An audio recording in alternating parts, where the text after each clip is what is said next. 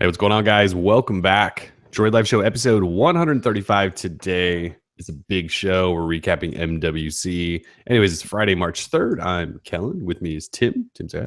Hey guys, how's it going? Really long show, so I got my coffee and I'm good to go.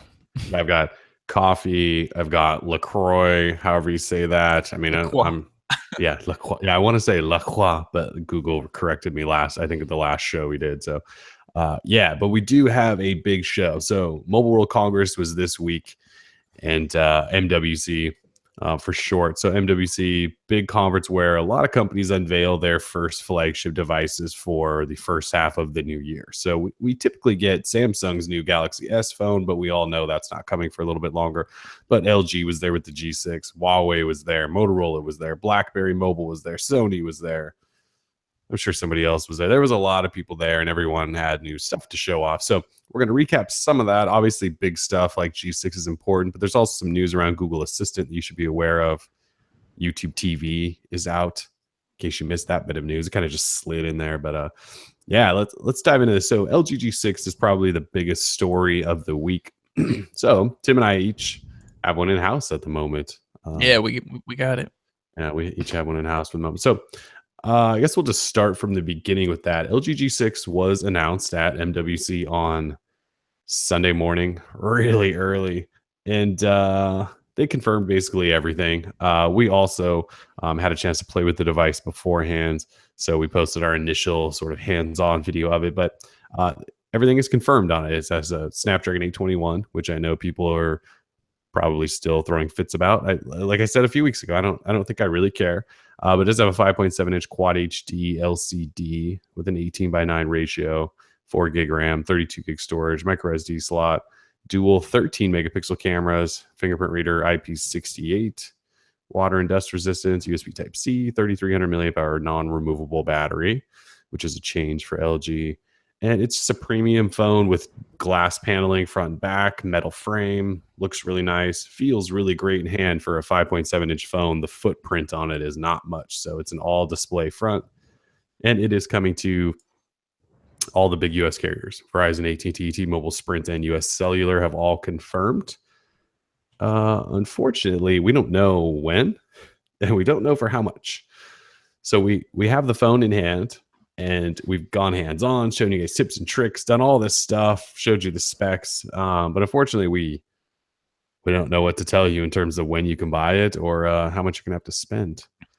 So well, we have a rough guesstimation thanks to previous reports and the rumors and leaks that we've seen. Like, we can expect early April, second week of April, and we can expect like $800. So, probably, yeah.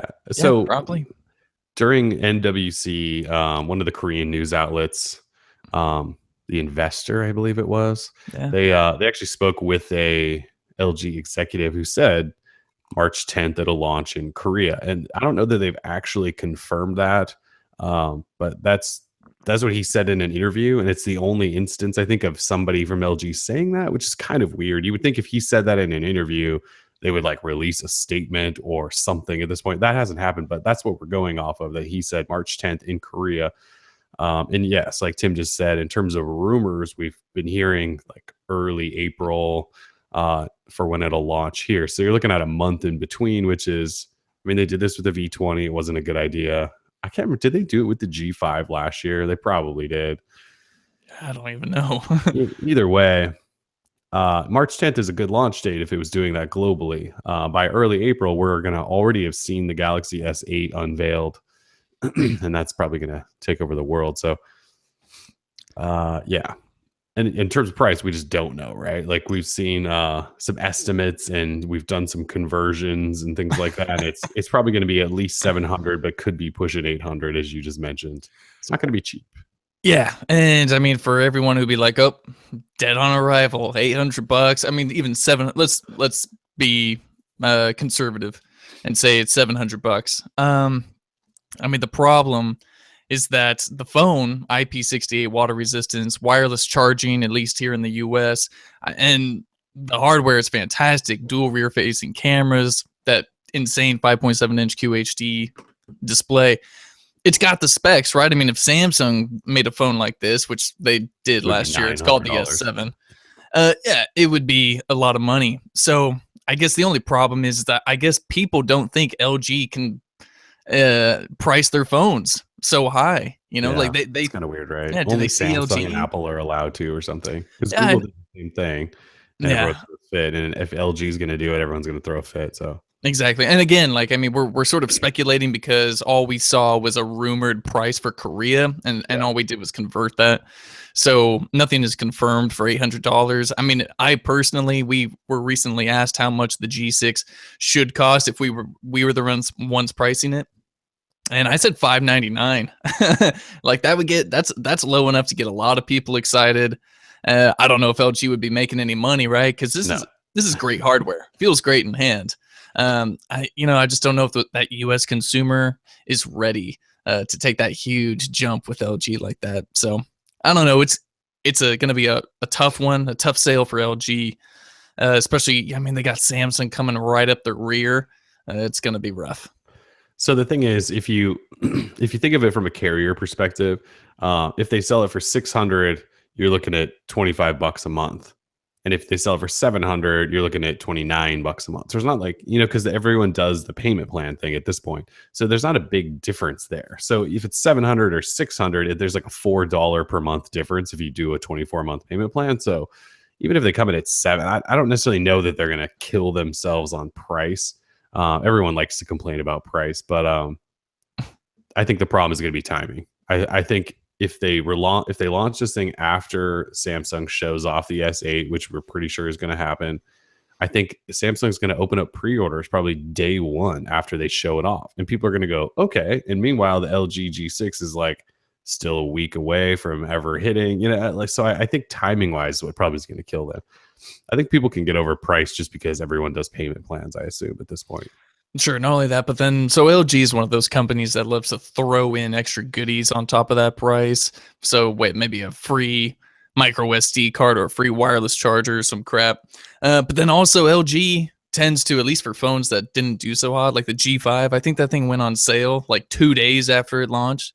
So maybe if the G6 isn't selling, but it's a phone that you really want, just hold off for like a month. Maybe see if they lower the price, something. Oh. Anything's possible. My So guess is it'll be $700, but they'll throw in all sorts of freebies. That's my guess. yeah, I could see that.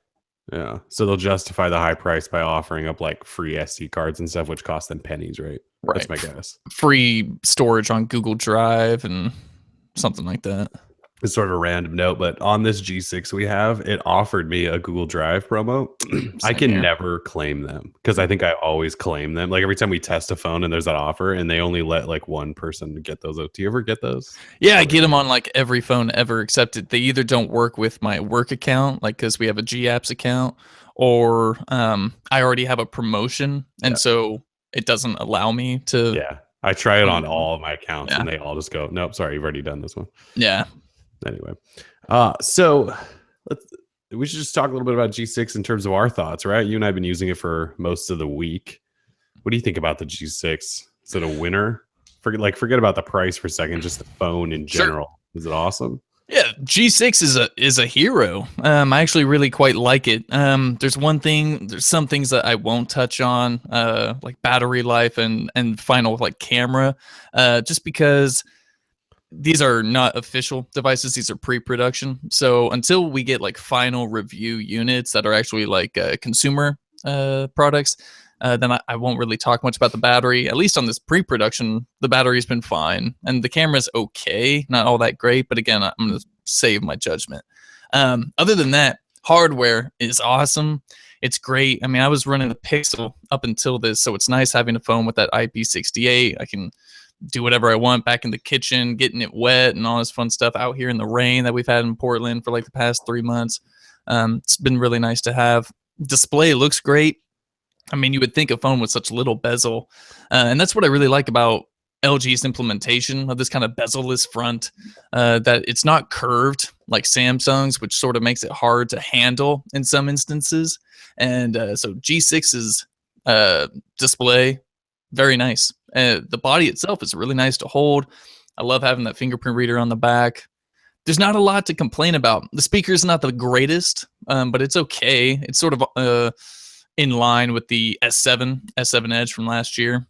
Sort of similar to that. Always on display. Again, I have to say, like, what's not to like? I think they nailed it. I will say I would have much preferred the black version. I'm not huge on this platinum look. It's kind of bluish in some light. Other than that, I think it's really sweet, dude. Yeah, I would have to agree. It's one of those phones that you hold in your hand, you can tell it's really premium device, right? It's Right. from the glass and the metal and all that stuff. One thing I really appreciate is it's not ridiculously thin just to be thin. Like it's got some thickness to it. And it's not thick as in it's going to be a tank or anything. But when you hold it in your hand, like it doesn't feel like a thin little piece of paper. Like that was one of those things I didn't like about the Moto Z.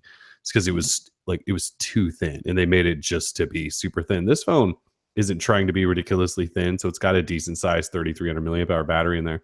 But it's got good size to it, so it fits in your hand. And I'm actually pretty impressed at the fact that it has a 5.7-inch display, which is on the larger side and on the larger size, and it doesn't feel like that in your hand. It doesn't feel huge. Like you can hold this in one hand and use it with one hand for the most part, which is a pretty big deal.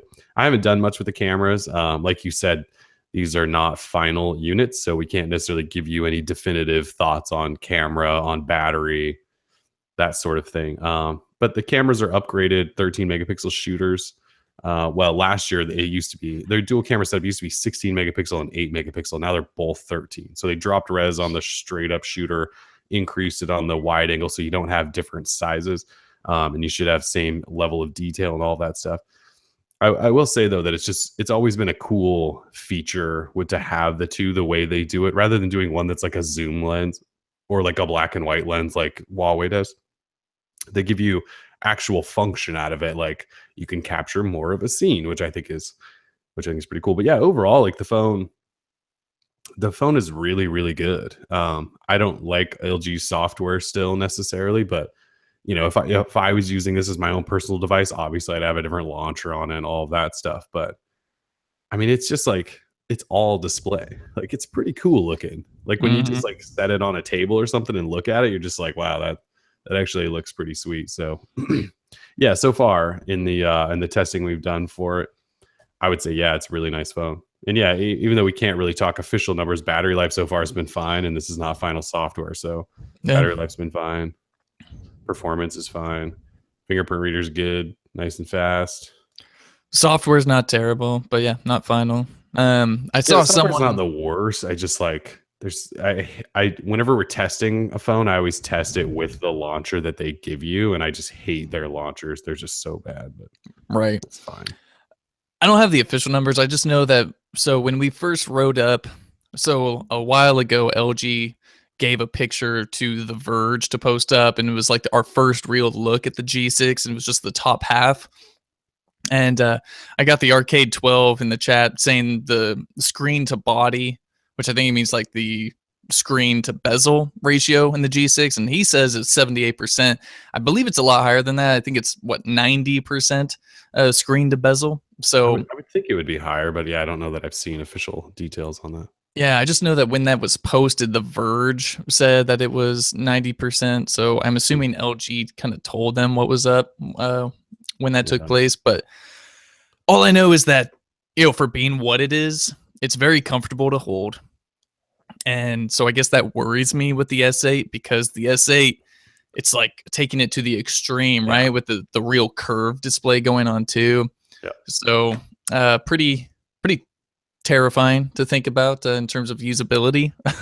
Like when you're holding it in landscape, say the S8, are my fingers going to get all jacked up or will I have to hold it in a weird way because of that? And the G6, I just use it like a normal phone, even though Yeah. with the huge display. Like it's really, I they wonder did if that good. is a balance between a flat and a curved display, right? Because like I talked about this a little bit today in the Q&A that we did. Like this is an all display front, but yeah, it's got enough bezel and it's flat, and so when you grip it, you hold it on the side. Whereas with Samsung's curved phones, you kind of always feel like these fingers on the side are touching the display, right? Yeah.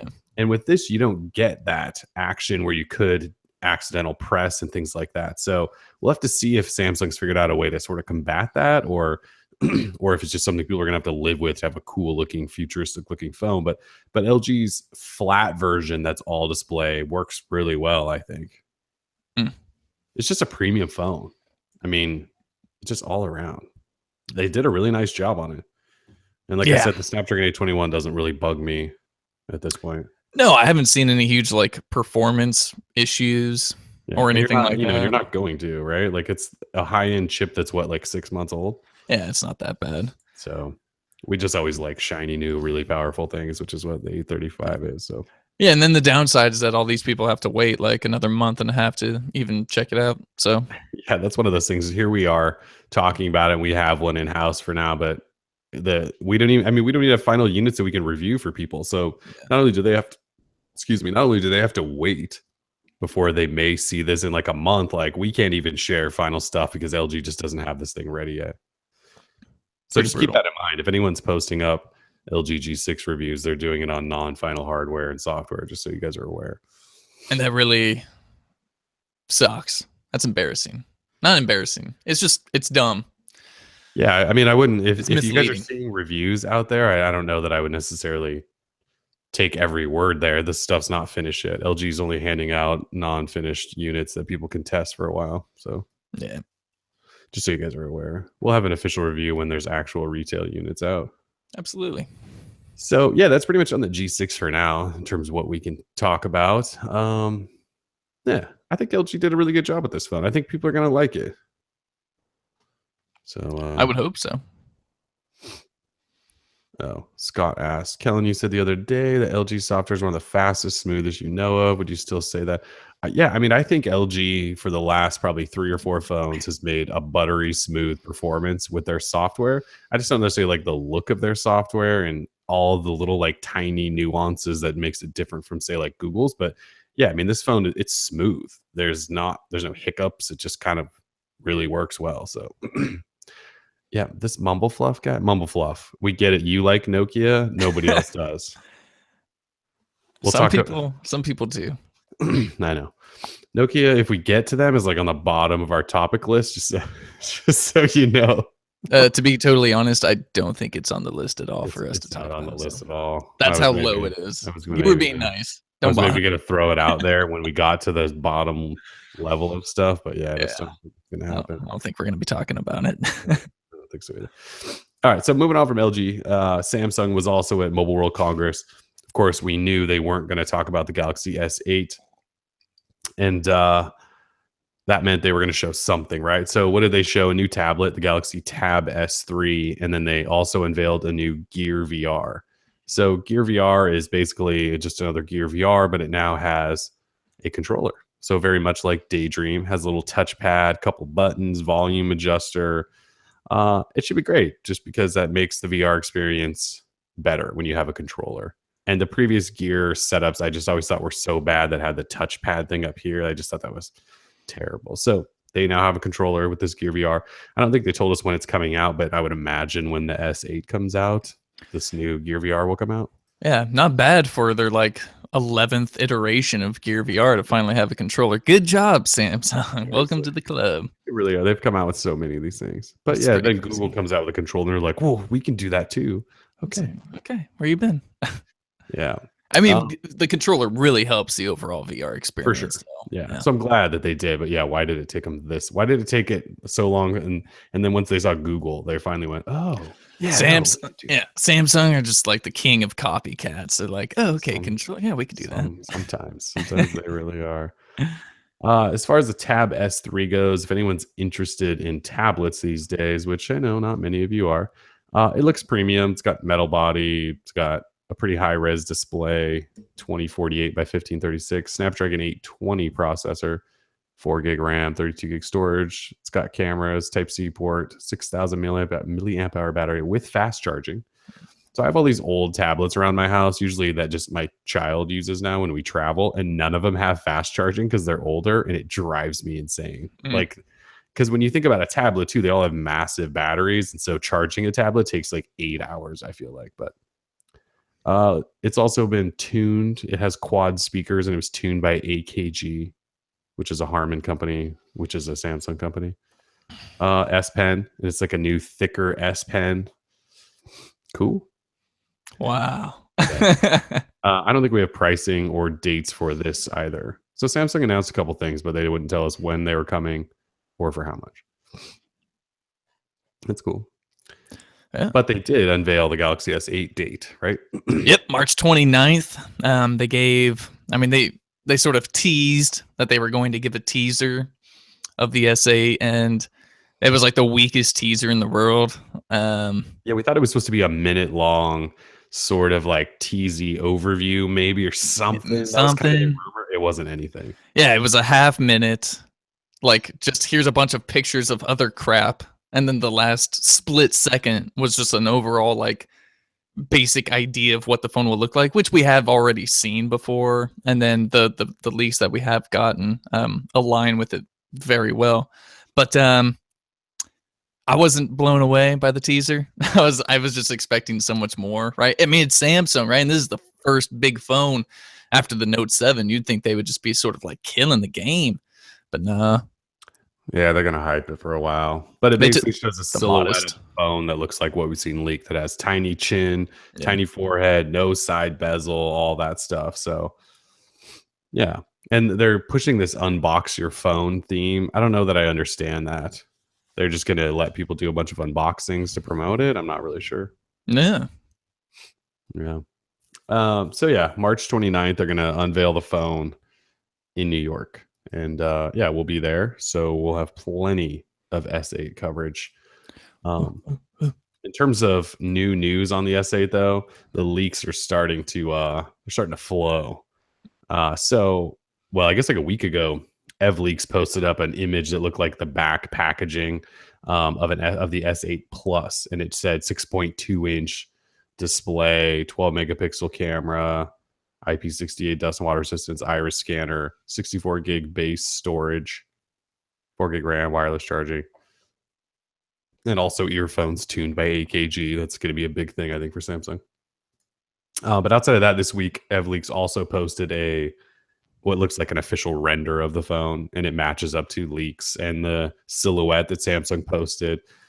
And it looks nice. Oh, and the BGR also got some photos of an actual device, and it matches up to that as well. Shows the on-screen navigation buttons, and it kind of looks like a Note 7 actually, just with shrunken bezels.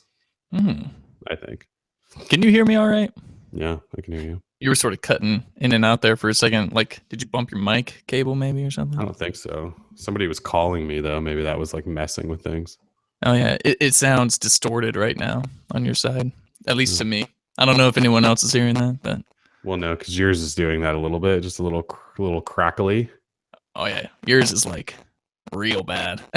Yeah, yours is getting worse as well. I can't even hear you.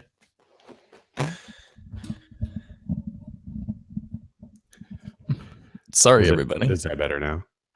It's better than not being able to hear you.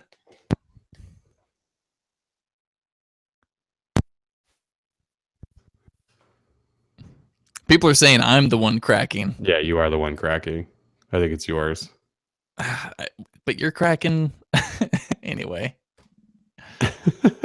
Yeah, yours is the one crackling. I'm pretty sure it's been like that for quite a while. Anyways.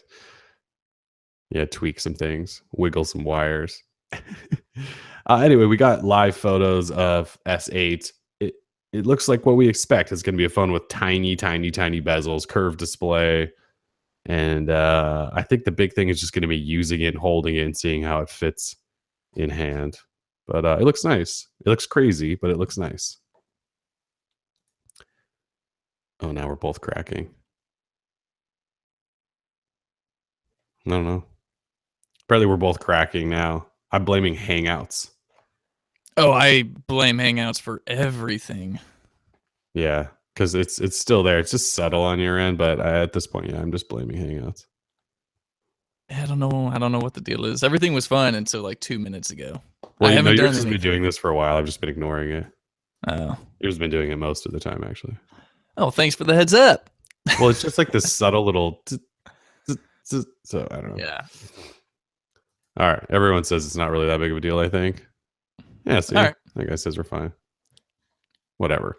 All right, so Samsung March 29th is the big day. We'll be in New York. We'll have tons of coverage on all that stuff. All right, moving out of MWC for a minute though. Well, this news came at MWC, but Google announced this week that Google Assistant is leaving just Pixel exclusivity, and it's now available on all Marshmallow and Nougat phones. So, and it was supposed to start rolling out. Was it yesterday? It was like the official day, I think. And I don't know that anyone's really seen it. It's going to be a really slow rollout, I bet.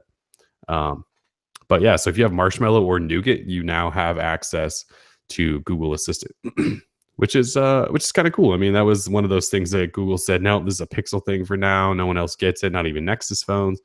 Now, pretty much everyone. I think there's like 30% of the Android population has Marshmallow or Nougat, so it's not a lot, but at least all the like techie nerds that have new phones will probably have access to it. Yeah, absolutely. I think it's great.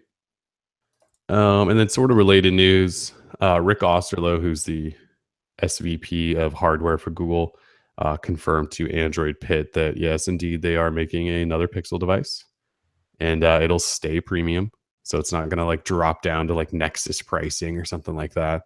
And yeah, it'll probably come out around the same time. He didn't confirm any details. I don't think he called it Pixel 2. He just said like, we'll have another Pixel and it'll come out around the same time and it'll be premium still. So not a big shocker, but we did have some confusion earlier in the week about the Chromebook Pixel line. Remember, like the initial story was Chromebook Pixel line is dead. Rest in peace, Pixel line. And then like the next day, Osterloh came out like on Twitter or something and was like, actually, it's not like totally dead. We just don't have anything right now. And so there was some confusion. And so when people are like, oh, he confirmed a new Pixel phone, like I think that's news. So anyway. Is your mic working? now you're just worried because you're like, I'm crackling. I sound like crap. No, to be completely honest, like you would just cut out every 5 seconds. So anything you just said, I didn't even hear it. And so I'm trying to figure out the problem. Yeah, it's got to be on your end because no one else is missing. No one else is missing my audio, I don't think. Yes, yeah, I can't hear you. How about that? I'm going to exit the call and I will rejoin. I'll be right let's back. do it. All right. Sorry for the technical difficulties, folks. Who knows? It's Hangouts. Hangouts is janky. But let me know if you guys are having issues with my audio. Seems just like Tim's. Reboot. So yeah, Google Assistant now on Marshmallow Nougat. Let me know in the chat if any of you guys have seen that show up, because I've been using Pixels and then the G6, which has Assistant on it already. So it's not like I was waiting for it there. So I don't have any phones booted up there waiting for it. Hello. Hey, you're back. God. It's probably just a terrible Hangouts connection or something. It's all good. We're moving on. Yeah, I can see now you're not crackling at all. And now you can hear me, obviously. Amateur Hangout hour. You just never know with Hangouts. I know we've spent a lot of time talking about this, folks, but like Hangouts, sometimes you just don't know. And then you get done with the show and everyone goes, yeah, dude, we couldn't hear anything you said. Or you try to pull the audio and it's just like the worst thing ever. So anyways, we're going to work on potentially a solution later this year if we find some time. Okay, so anyway, moving on. Motorola, we're going back in MWC land now. So Motorola had some announcements as well. Actually, quite a few big ones. So Moto G5, Moto G5 Plus, now official. In the US, though, we're only getting the G5 Plus. Last year, we did get G4 and G4 Plus, but I'm assuming Motorola saw that everyone was just upgrading to the Plus. And so that's what they brought here. It starts at $229, which seems like a steal for what you're getting. So if you guys haven't seen specs for this, Moto G5 Plus has a 5.2-inch full HD display, Gorilla Glass 3, 32 or 64 gig storage, 2 gig, 4 gig RAM. So the 229 must be the 32 gig storage, 2 gig RAM version, but it has a 3000 milliamp hour removable battery with turbocharging. And they threw in a 12 megapixel, like sort of dual pixel kind of camera with f1.7. So it should be a really good camera. It has a Snapdragon 625, so definitely not a flagship high-end level processor, but for 25 for a mid-tier phone should be really good. And it works on all the carriers, including Verizon. So that's coming very soon, We don't have an official launch date, but I think it's probably within the next month. So if you're looking for a mid-range phone, I mean, so if you're doubling storage, 64 and 4 gig RAM, is it like $100 premium? Even at $100 premium, 330 for those specs, that's pretty damn good. And a camera that could potentially be really, really good for that level of a phone. Mm. Moto always kills it, I think, with the G line. What is their best selling lineup ever? Yeah. It is, yeah. Yeah. Oh, They and it's an gotta all, bring the heat. all metal phone too, so it's premium. The last few, they were kind of plasticky and cheap. Plastic. Yeah, so G5 Plus should be great for those looking for a cheap phone that's probably really good. Let's see. They also announced a bunch of new Moto mods, or I should say, they showed off a bunch of concepts and pictures for some. They didn't necessarily say like you can go buy these today, but they did announce a bunch. And we're talking like a gamepad that sort of turns your Moto phone into like a Nintendo Switch almost, that sort of thing. Like you dock it into it.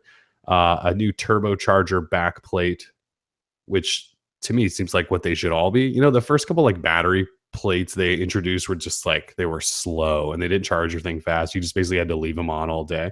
They're going to introduce a turbocharger one. They're also going to do just another power pack. They're going to do one that turns your phone into, well, it gives it wireless charging capabilities, which is kind of cool. And then there was one other one they were working on that I didn't have a picture of. What was it? That really is the problem with the Moto Z, in my opinion. I mean, they stripped a lot of features and functionality, and then they sell them as add-ons through Moto mods. Like, dude, like that just seems so scummy. Like, why not just make an awesome phone to begin with? Well, but like what they're doing, like with turbocharger ones, like that's kind of cool because instead of having a charger with you, you could slap on a turbocharging back and like recharge your phone. Like that's one I think, like I said, it should have been there from day one, but like that's cool, I think. The wireless charging one, so the thing with wireless charging is they couldn't build in wireless charging because they had to leave the option open to attach Moto mods. Like you can't attach a Moto mod and cover up the wireless charging, right? So they just then introduce a wireless charging mod. Sure. How about some better speakers though, instead of having to sell like a JBL boombox Moto mod or a camera? It's just out of like the top, right? The top front. Yeah, it was just some weird stuff. Like, that's all. I think part of the problem was, like I talked about earlier, is they tried to make these ridiculously thin phones that didn't need to be. And so they probably stripped away some stuff like decent speakers. And then also, so they could upsell you. Oh, the other thing was a charging adapter so that you can finally charge your mods off of your phone. Because that's one of the issues, right? Some of the mods you can't charge unless they're attached to the phone. And so they're going to actually release a charging adapter. Ay caramba. But the big news is that Amazon and Motorola are apparently working together to create an Alexa mod. So it could be, I can't think of the damn speaker company, but they're working potentially with a speaker company to create a speaker that you would attach to the back that would have Amazon Alexa in there. So you could like have Alexa on the go pretty much, which that's kind of cool. That could be dope. Yeah. And so Motorola showed off like some other concepts and stuff. They're really taking the Moto mod stuff seriously, which I think is pretty cool for people that do own Motorola phones. Like they're fully invested in this idea and no one else is doing it since LG, already backed away. And they also announced that Moto mods, like the current ones that are out, so if you buy them, they will work with at least the next 3 years worth of phones from them. So if you did invest in like the projector or a battery pack or something like that, and if you buy the next Moto Z this year or next year, maybe even the following year, all your Moto mods should still work. So it's going to be kind of a universal design for the next 3 years, which is, I don't know if I think that's awesome or bad okay. idea. Yeah, because I don't necessarily love the design of the Moto Z right now. Well, you're stuck with it. Yeah, and so that's kind of what it feels like, right? Like you're stuck with that shape and size for the next few years. So hopefully their Moto mods are going to be worth it. Yeah, we shall see. Yeah, and the last bit of news from Motorola is they have now decided that they're okay with being called Motorola again. So last year at CES, actually, and it was when Rick Osterloh, who's now with Google, was still the head of Motorola. They were shifting away from Motorola, the name, and they were going to become Moto by Lenovo. And it was really confusing because their website's still Motorola.com, and no one really knew what was going on, right?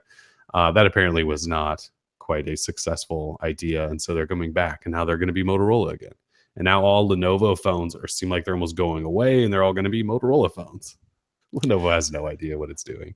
Yeah, it's one of the more frustrating things. I remember when I would write up a Motorola story, and people would be like, "Tim, there's no such thing as Motorola anymore." I was like, "Dude, until like their about page says that they are no longer Motorola, I'm not going to change. Like they're just Motorola. Like you've got the name, like you bought the name. Why would you want to just ditch it for Moto? Like I don't know. It's just so weird." Yeah, Lenovo had no idea what they were doing ever since they bought the company, clearly. So yeah, they're going to be Motorola again. And they're spending tons of money rebranding themselves. Like you're probably seeing commercials for them because they're trying to get back on the cool side of everyone because they're going to make a big push this year, I think. One thing they did say, which I thought was interesting, is phone sales for the Moto Z. Most phones, obviously, the first day they go up for sale, big spike in sales, right? Your best day is always your first couple of weeks, right? Your best sales period is always your first couple of weeks, and then everything just sort of slows down. They've said that they've actually seen an increase in sales as people are taking to this idea of Moto mods and stuff. So clearly people are finding some Moto mods that sound useful, but they said they're seeing almost like the opposite. Like they had their initial spike probably, but instead of just tapering off, they're actually seeing better sales as the phone grows, which is interesting because that doesn't happen with anyone, right? Prove it. Yeah. I mean, I don't know that they've ever talked sales figures, but it's just something. Show me numbers. And they also said, we're not making a new smartwatch anytime soon because no one wants smartwatches. Is pretty much what they said. Yeah, that's sad because they made the best one too, right? Yeah. At least in my mind with the OG Moto 360 and the second gen, like those were like two of the best. And now with Huawei watch going to sport, and yeah, they got the classic, but come on, it doesn't even look that good. Yeah, like Motorola, if Lenovo wants to make some money, I don't know if they really would in the long run, but if they want to regain a little bit of market share, they could just make like a throwback 360 and have it just look awesome. Yeah, they could kill the game. Yeah, they said specifically, we're not in the business of doing a product for the sake of doing a product. So in other words, no one was buying smartwatches, and they're not going to keep doing it just to be doing it. Lols. That's and they have funny. A small team of engineers that kind of work on the idea of a smartwatch, but they're not actually making one. So, yeah. Well, it's interesting that they would say such a thing, but yeah. Well, I mean, if looking at the latest Android Wear offerings that just came out in the last couple of weeks, I don't blame them for not doing anything because they're all pretty bad. Well, the thing is that they could do better. They could. Yeah. So I guess that's my point. Considering that they went from, I mean, like the first true Android Wear watch that everybody wanted, the Moto 360, I had to drive all around Portland. I couldn't even find it because it was sold out everywhere. It's because they made like 10, I think, though. Yeah, probably. But the fact is, I couldn't find one. True. So sure, that hasn't happened with anybody else. Exactly. It's never been a problem. So yeah, I don't know. It's unfortunate, especially now with Android Wear 2.0. Like it's a decent platform, like wearable OS. But I hate all of the hardware that's coming out. Like it's all focused on fitness, which is great. Like I understand, but like they're all fitness now. Like there's not one that's like classy looking. No. I'm sorry. Like I don't classic, which we'll talk about in a second. It doesn't look like a classic watch. It looks like a sport watch. Yeah. Yeah. Well, give me the OG 360 with NFC in it, and I'm good. Yeah. It's frustrating. Not gonna happen. So anyway, that's big. So Motorola had some pretty big news. Moto G5 and G5 Plus, new Moto mods that work for a long time, and they're actually cool with being called Motorola again. Just so weird to say. Yeah. All right. In other MWC news, Huawei Watch 2 is now official, as you just talked about.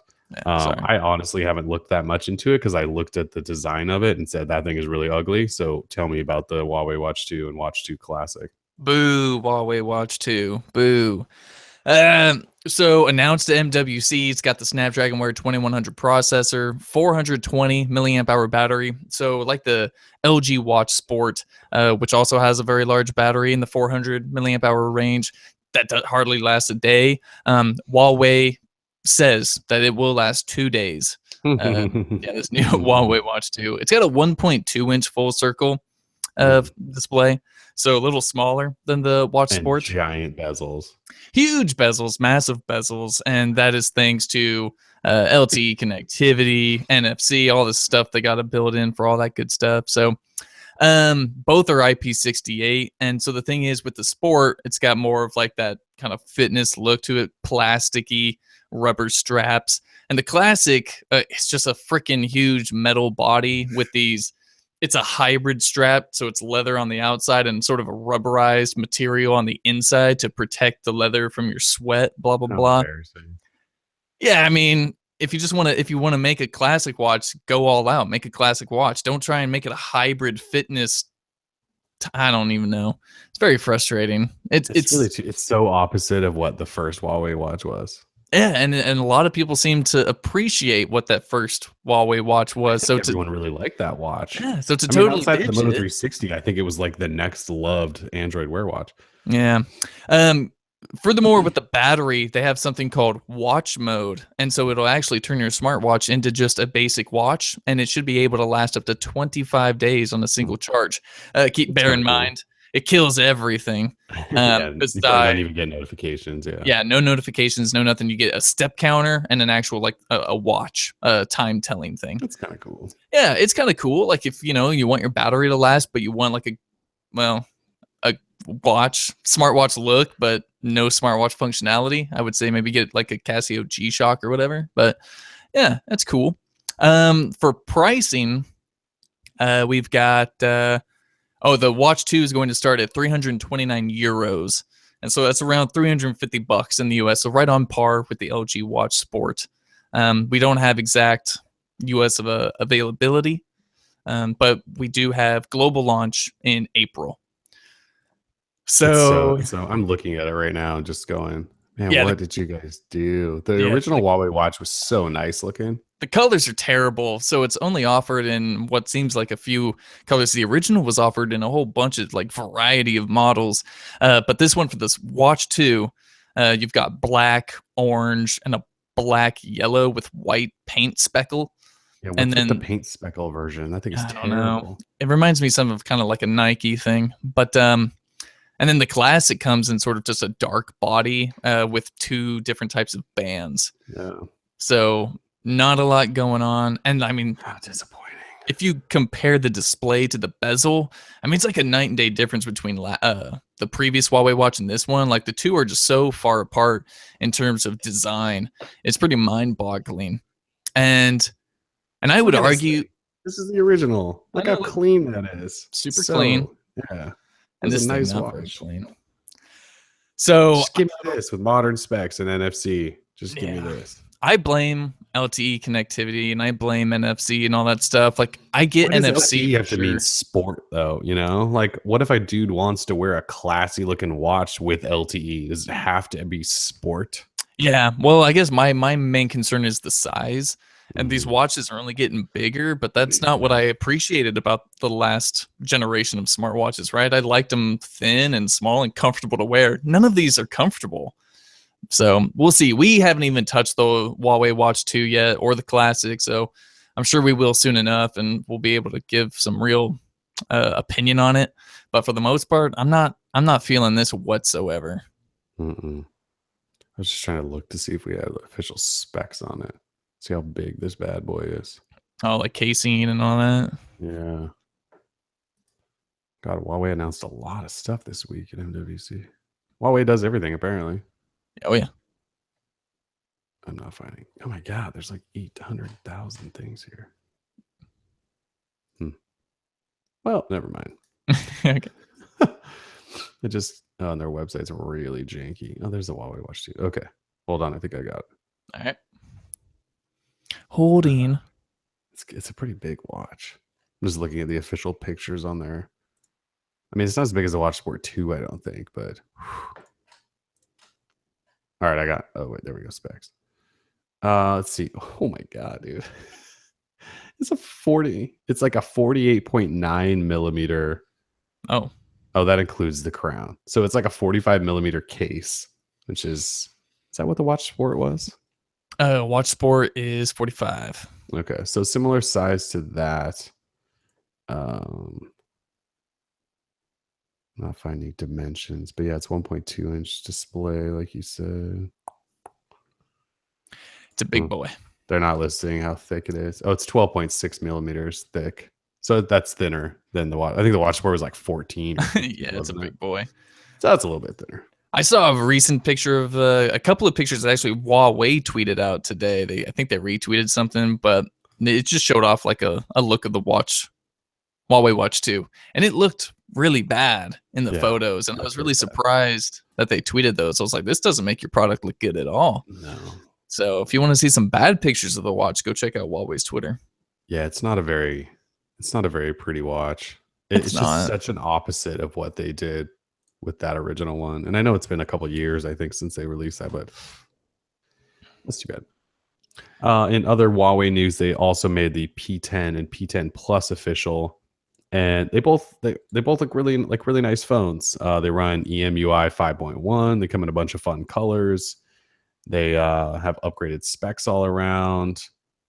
But we don't know if they're ever coming to the US. Like, it's hard for us to get really excited about the P10 and P10 Plus when they may never come to the US. Like, obviously Huawei pushes Honor here, so there'll be an Honor equivalent, I would imagine, to this that will arrive here at some point. But these P10 and P10 Plus probably not coming here, which is too bad because the P9 was a pretty great phone, just had crappy software, and these actually have the good new Huawei software.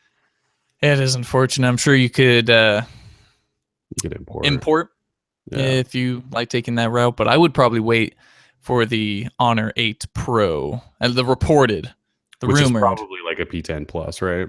Yeah, like a P10 Plus. I mean, the specs line up exactly almost. Yeah. 5.5 inch QHD, or no, 5.7 inch QHD, so a little bit bigger. But the Kirin 960, Nugget, 4 gig RAM, all that same stuff.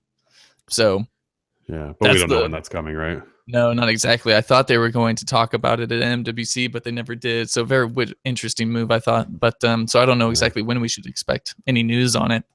Yeah. Let's see. So BlackBerry Mobile. So by the way, there is like 2 Blackberries. I don't know if everyone understands this. So BlackBerry sold its hardware business basically to TCL. So TCL now runs BlackBerry Mobile, which is the hardware version, and then BlackBerry still exists as a software company.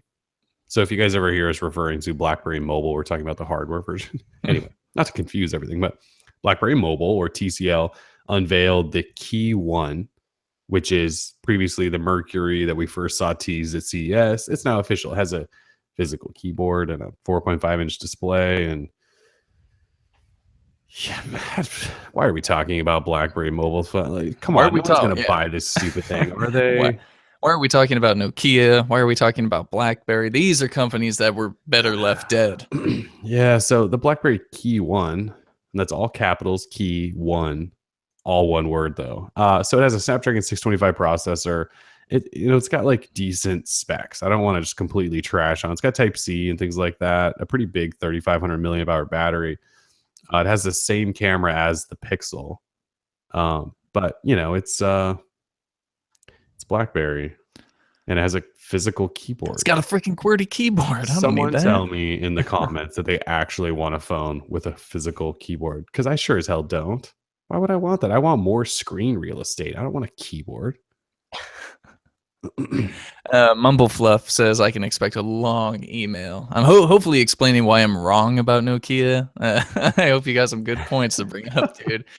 Surprisingly, so I was looking in the comments for the BlackBerry Key 1, and of course, you and I obviously aren't very like hip on it, but we clearly do not have our thumb on like the pulse of America, because our readers think like, oh, the specs sound good. All right, I'm reading comments. Here's one that says, I'm getting one. I want it to be different, he said. This guy says this phone actually looks dope. Get blocked. Yeah, then it's like, if they sold it for 400 on Verizon, I would consider, which they're not. It's like 650, 700 bucks, I think. And it's only GSM and it's only unlocked. I just don't understand having a touch display as well as a physical keyboard. Like I thought the whole touch display thing was so you could eliminate the keyboard. Why are we going back? Why are we making the hybrid? I don't know. I really don't think people are asking for a physical keyboard anymore. I just don't think they are. Not real people. Software keyboards are so much faster and more efficient these days. But you're right, though. There are some people that actually, give props. Oh, that guy says fail at 550. Okay. So here, let me It's reiterate it's a and good mix. clarify. It's a good mix. Yeah, I will say that the phone actually doesn't look terrible. Like for what it Oh, is designed design well. wise, it Yeah, looks nice. Yeah, it looks really design, it looks premium fine. for sure. But the idea, the overall concept doesn't intrigue me. I guess we're gonna have to get one to be proven Oh, we wrong. will get one. Yeah. Oh I never yes. touched a Preve, but I'm down to Oh check god, out the Key the One. Priv was so terrible. It was so bad. Ron thought that was Android Phone of the Oh my Year god, Ron back in did. the day. We should go back and slap him for saying that. It was so bad. I tried. I'm gonna repost that. 5 minutes and was like, "This phone is such garbage." Yeah. So This next phone week, actually looks Throwback premium, Thursday. though. Yeah. Ron's review of the Priv. All right. So Sony also announced the Xperia XZ Premium. So last year they had XZ phones. Now they have the XZ Premium. It has a 4K display. It'll have a Snapdragon 835. But it's not coming out until late spring. So Sony just announced a new phone in February. That's not coming out until late spring, which is like June. We're talking like 6 months or 4 months away. This phone. That's wild. Oh, Sony. And the phone looks exactly like all the Xperia phones from the last like 7 years. They talk about how it has a new camera again, except Sony can never implement their own cameras very well. But it does have an 835, which is something whenever it launches. Lots of glass, lots of metal. It looks sort of pretty, except it has the giantest bezel. Like people make fun of the Google Pixel bezels. Take a look at the Xperia XZ Premium. And we're talking bezel. I can't even follow like their naming scheme. I have no idea. I hate to say it because it's our job to keep up with this stuff, but I've completely just forgotten about Sony at this point because their phones never come here ever, right? And if they do, they're 6 months late and they're way too expensive. And they obviously don't care about selling them, and they don't have fingerprint readers. They take them out every time they come to the US. It's impossible to care about Sony, which is unfortunate because there was a time when Sony was actually making really cool phones. Mm-hmm. This phone actually could be cool, although it has giant bezels, dude. It's insane. Yeah. All right, so Nokia was not on our list, but what happened to Muffle Top or whatever his name was? Mumble Fluff. He said I should be expecting an email. I'm guessing maybe to prove me wrong about why Nokia isn't irrelevant. Yeah, so Nokia announced, I think, like 700 phones at MWC, and all of them are low-end to mid-range phones that will never come to the US. And yeah, they run sort of a stock version of Android, which is cool. We'll give them some credit for that. But other than that, pure Android, baby.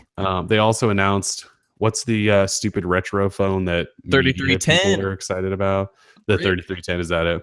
Yeah, I think so. Yeah, they reintroduced the 3310, which is apparently an old classic Nokia phone that had Snake on it or something. I don't care.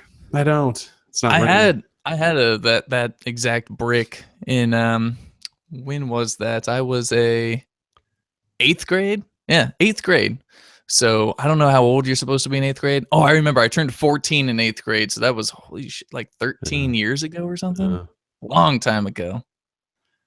But yeah, I mean, I don't like when a company reintroduces a feature phone. Why would I be excited about that? I've seen lots of media tech people, like tech people love to go back in time and nostalgia, like relive their old high school lives, like you were just talking about.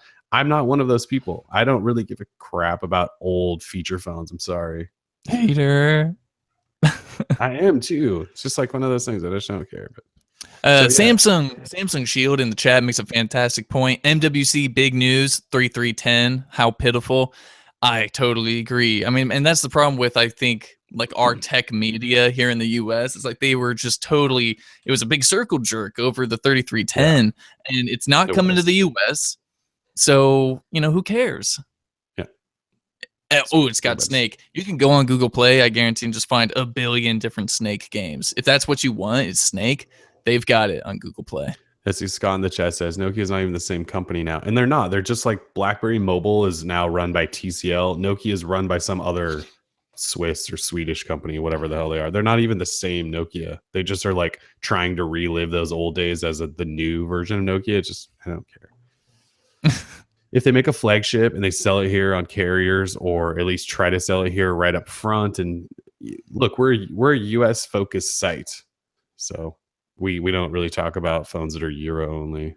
Mm. Mhm. Someone asked, would you care if it came to the US? No. No. No, I wouldn't at all. It's not an Android phone. It's not an Android phone, right? So we don't have to care. It's not like, and don't mistake this for hate, right? Like we simply just don't care. So it's definitely not hate.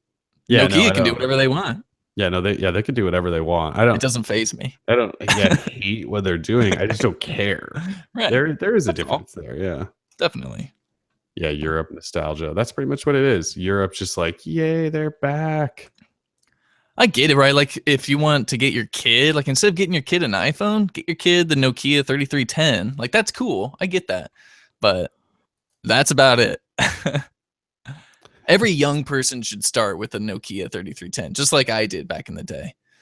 And then from there, I moved on. I went to some other crap from Sprint, and then I got the LG Voyager, and then I got Android. Child getting made fun of for using a dumb phone though. Like at least like I want him to be able to send me an instant message on Hangouts, and he can't do that from that thing. Like that phone. It's so irrelevant. There's no reason to have it other than to just go, guys, I had this in high school, and now I have the new one. And then somebody sends you a message on Apple Messages, and you're like, well, I didn't get your message, bro.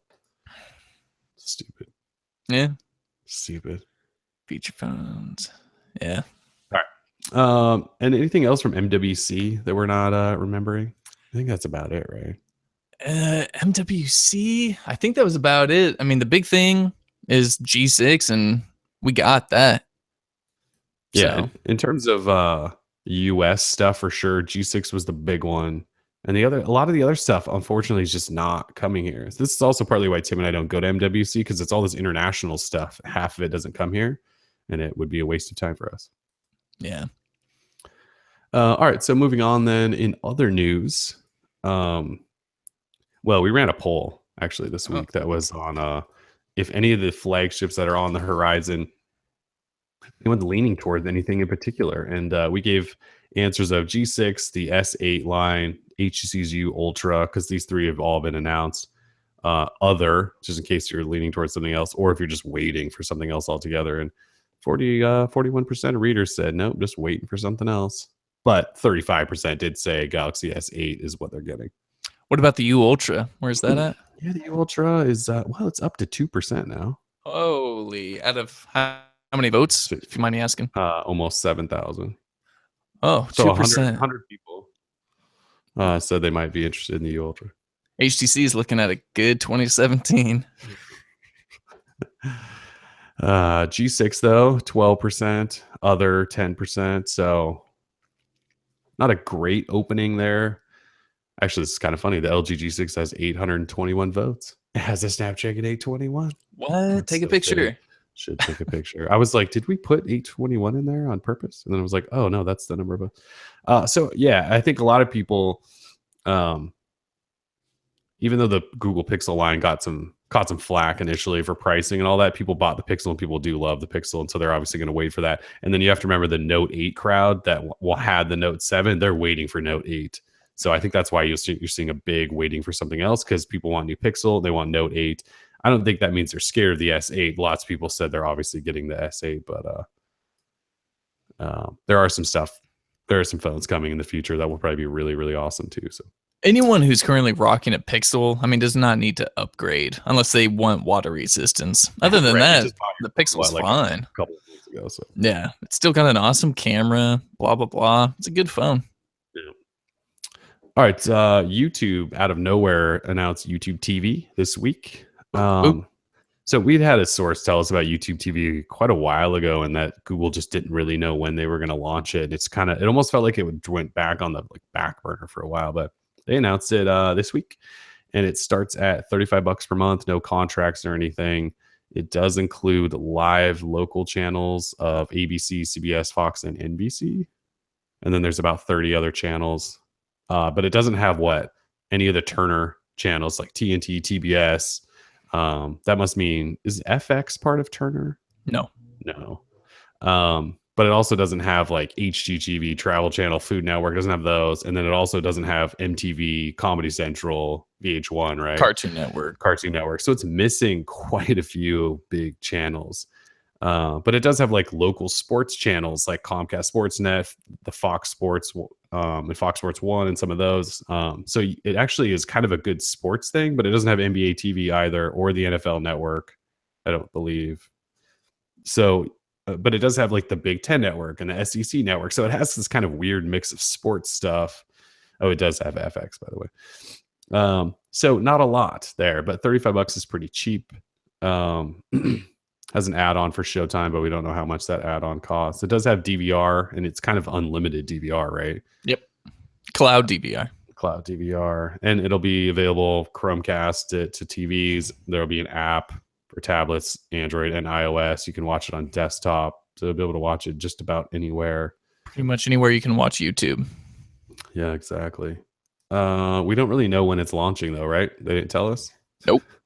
They didn't even specify where, dude. I mean, they said that it will only be for like major cities at first. So what? New York, San Francisco, Dallas, LA. Yeah. I don't even know if it's coming to Portland. It's ridiculous. I saw a list somewhere. Where is that? Somebody had it. Somebody has a list of where it's going? The actual select cities. Trying to find out. Portland, fingers crossed for Portland. Probably not. I'm so ready to ditch Comcast. I'll probably just do the PlayStation View thing. Like, I've heard enough good things about it. Might as well just do it. Bite the bullet, Tim. Get it over with. PlayStation View, it's great. Anyways, yeah, it is only select markets, so it's not coming to everywhere right away. It's gonna be a slow rollout. It was kind of a weak announcement, actually. I think agree. It's cool that YouTube's doing this thing. They've been working on this for a long time, but they need to either add some extra tiers to get extra channels, because that's not enough channels. But I love the accessibility of it, and obviously $35 a month is a good price. But yeah, they need more channels. All those channels we just mentioned are pretty popular channels. And then the fact that it's not just a thing that's available everywhere is kind of a downer. So it'll be sometime once it comes out, we'll let you guys know, and hopefully it's in your city or even in our city, so we can maybe test it for a little bit. Yeah.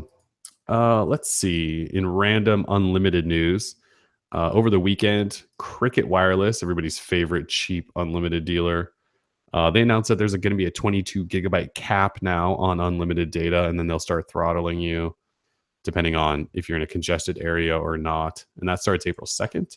And then a couple days later, I don't know if it was due to backlash or what the deal was, but they dropped the price on that unlimited plan by $10. So Cricket Unlimited plan is now $55 with autopay. It's just pretty damn cheap. It was previously $65 with autopay, which was already cheap. Now it's $55 with autopay. And then AT&T, because everyone just crapped all over their unlimited plan when they just like ditched the DirecTV requirement, they've come out with two new plans, the Unlimited Plus and Unlimited Choice. And Unlimited Plus is basically it's like Verizon's, and it has 10 gig of tethering, and there's no like throttling anywhere or anything like that. It starts at $90 for one smartphone. The Unlimited Choice plan is standard definition streaming, which is 480p at a max of 1.5 megabits per second. And then, but you're also throttled to a total of 3 megabits per second download speeds. So like you don't get any full speed whatsoever at all. You get unlimited use, but that's even slower than Cricket's 8 megabits per second.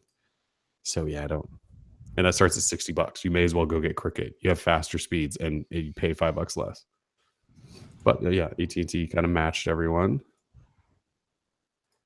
And finally, should I get into this? We talked a little bit about Verizon's Unlimited because people have asked us whether or not they should ditch their grandfather for the new Verizon Unlimited plan. Yeah, we got a lot of questions about it. Might as well.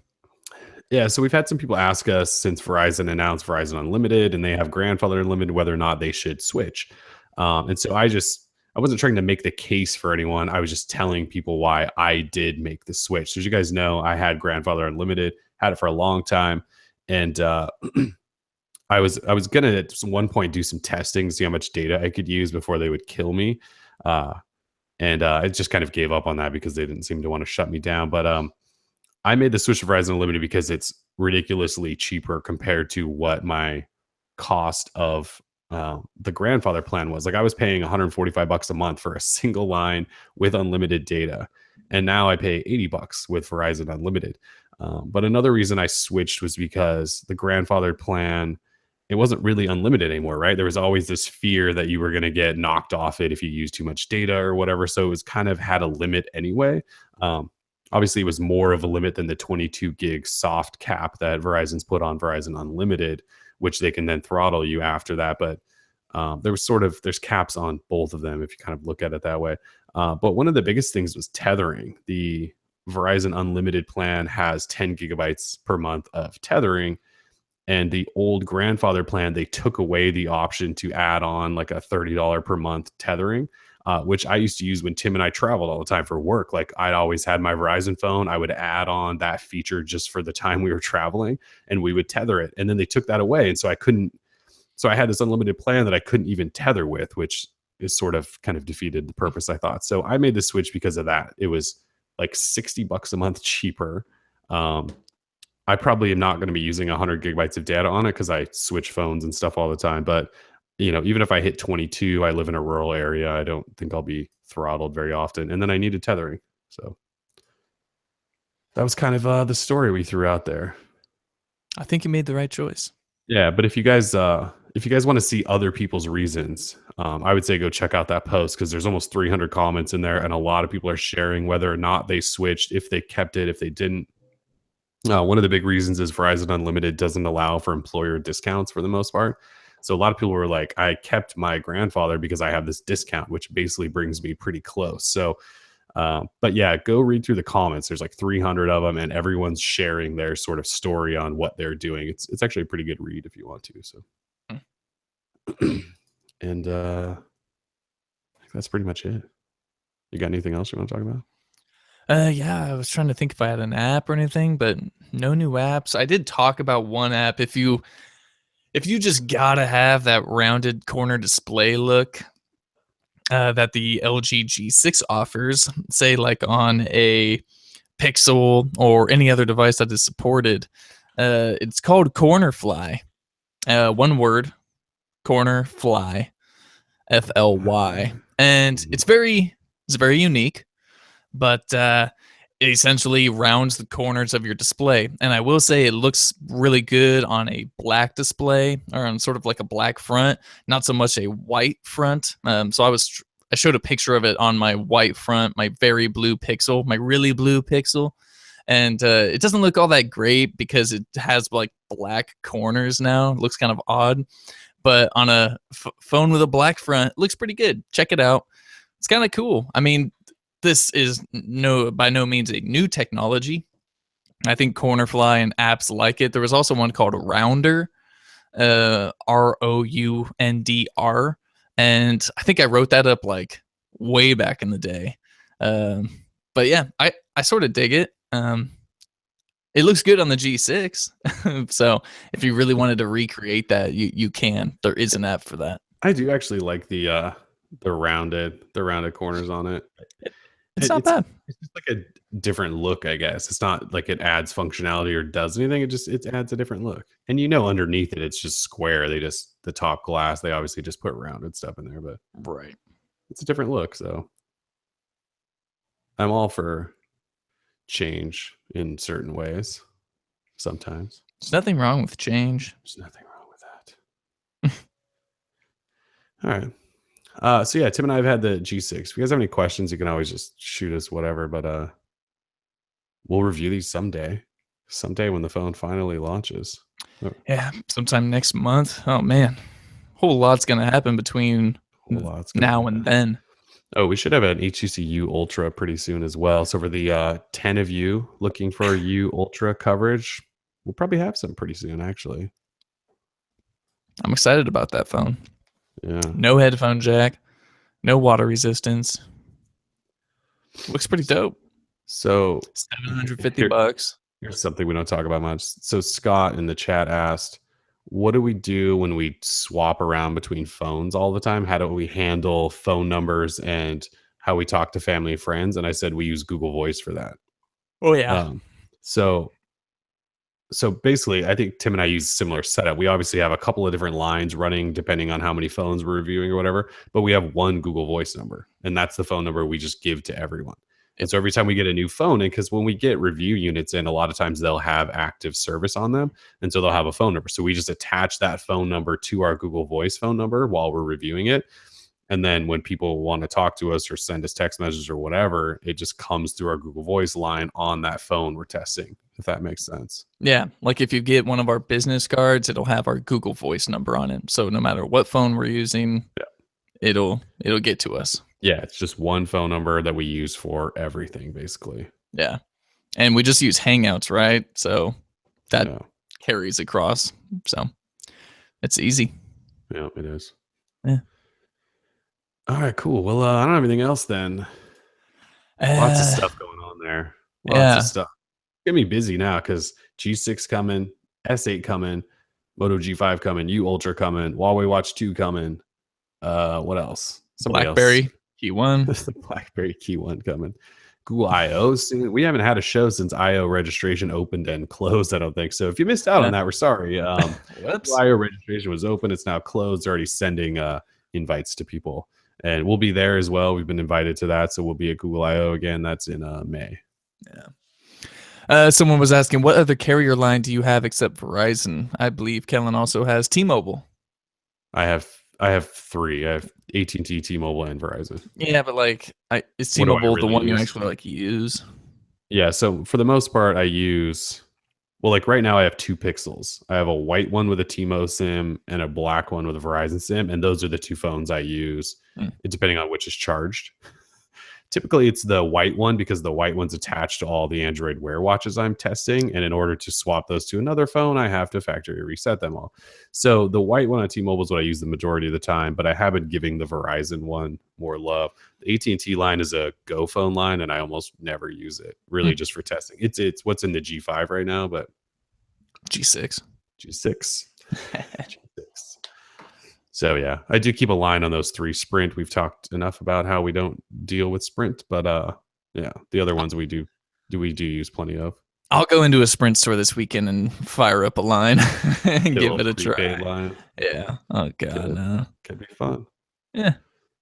Kellen, what do you think about Cortana on Android? I have not used Cortana once. I think I installed Cortana and took some pictures, and I don't think I used it other than that. I do use Google Assistant. I would say I'm not a big Assistant user, but I do use Google Assistant quite a bit. And like I have Google Home right behind me over the other shoulder. And so I do talk to that a little bit and use that Assistant because it just sort of blends in with all my Google stuff. But Cortana I haven't really used, unfortunately. Sell me on it. Sell me on it. Cool. All right. Yeah, I think we're good then. Yeah. I hope everyone has a freaking fantastic weekend. We're finally getting a real weekend. I mean, last weekend we had to work. Yeah, I had to work all MWZ weekend. It was a long weekend. Yeah. All right. Somebody just mentioned, we have to point this out. HTC are waiting for Snapdragon 835. So we have an HTC U Ultra coming. We're trying to figure out who's actually going to buy this phone, and our poll clearly shows that no one is going to buy it. And we think part of the reason is HTC already told everyone, like, once the 835 is out, we're going to have a new phone. So like, why would you buy the HTC Ultra knowing that you have another phone coming really soon? Probably that's an upgrade. So that's HTC for you. Yeah. Good luck. All right, cool. Thanks for joining us, guys. Episode 135 in the books. Have a safe weekend. Peace.